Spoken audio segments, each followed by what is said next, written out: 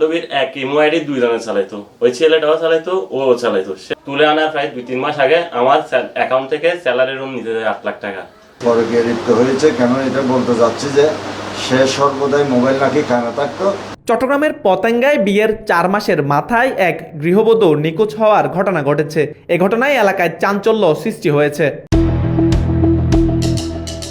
নিখোঁজ গৃহবধূর নাম রিমা আক্তার। তিনি বিজয়নগর চরবস্তি এলাকার আলিমুন্সি সুকানির বাড়ির মোহাম্মদ নয়নের স্ত্রী। গত 9 অক্টোবর 2025 সালে তাদের পারিবারিকভাবে বিয়ে হয়।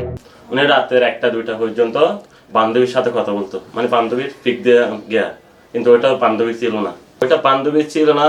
বান্ধবীর এক ইমো আইডি দুইজনে চালাইতো, ওই ছেলেটাও চালাইতো, ও চালাইতো। সেজন্য আমি ধরতে পারি নাই।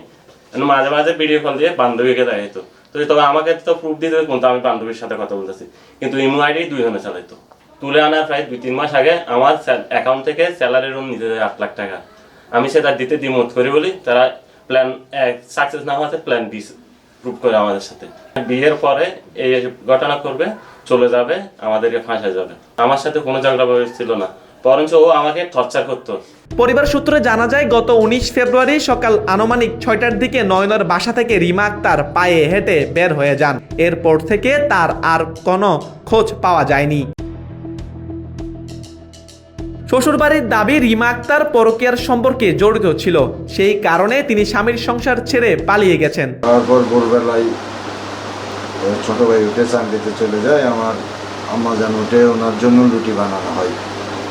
রুটি বানাই ডাকতেছে, উনি আবার কানে কম শুনে।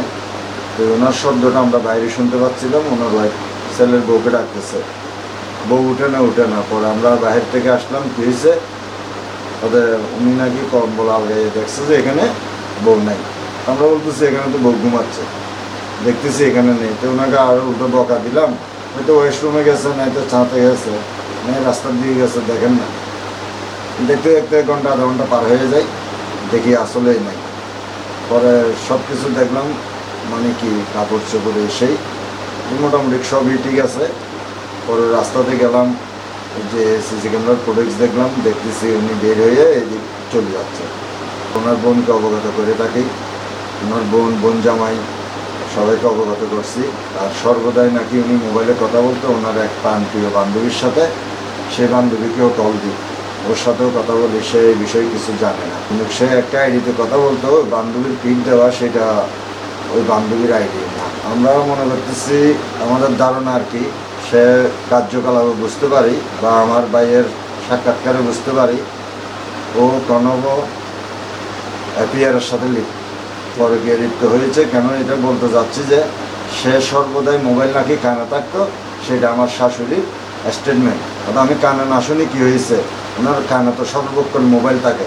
সম্পূর্ণ আত্মীয় স্বজনের বাড়ি সব তদন্ত করা হয়েছে, কোথায় যায় নাই। আবার জোর গলা বলতে চাচ্ছে আমার বোন কোনো ছেলের সাথে যায়নি। তাহলে আমার প্রশ্নটা হচ্ছে, আপনার আত্মীয়র বাড়িতেও নেই, আবার আপনি কীভাবে বলতে পারেন আপনার বোন কোনো ছেলের সাথে যায় নাই? আর আমরা যদিও অজান্তে যদি কোনো অত্যাচার করে থাকি ওকে, সে যাওয়ার গন্তব্য কোথায় হতে পারে? আমরা স্বাভাবিক জানি, স্বামীর বাড়িতে অত্যাচার করলে সে বাবার বাড়িতে যায়, না হয় বোনের বাড়িতে যায়। ওরাই বলতেছে ও কোথায় যায়নি।